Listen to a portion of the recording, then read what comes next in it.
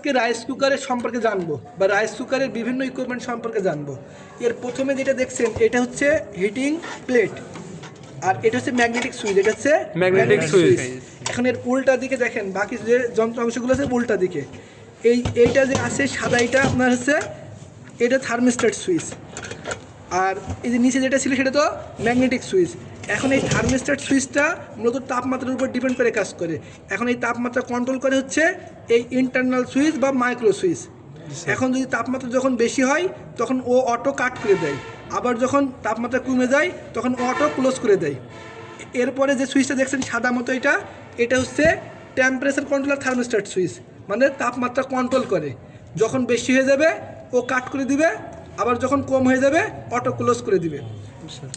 এটা হচ্ছে ফিউজ, এটা হচ্ছে ফিউজ। ফিউজের রেটিং হচ্ছে 16 অ্যাম্পিয়ার। যখন 16 অ্যাম্পিয়ারের বেশি হবে ও আপনার পুড়ে যাবে, দিয়ে আপনার রাইস কুকারকে রক্ষা করবে। এখন আমাদের এখানে একটা সুইচ মিস্টেক, সেটা হচ্ছে আপনার হাই রেজিস্টর থার্মিস্ট্যাট সুইচ। এখন ওইটা হচ্ছে খাবারকে গরম করে, গরম করে। তো এই ছিল আমাদের রাইস কুকারের যন্ত্রাংশের পরিস্থিতি।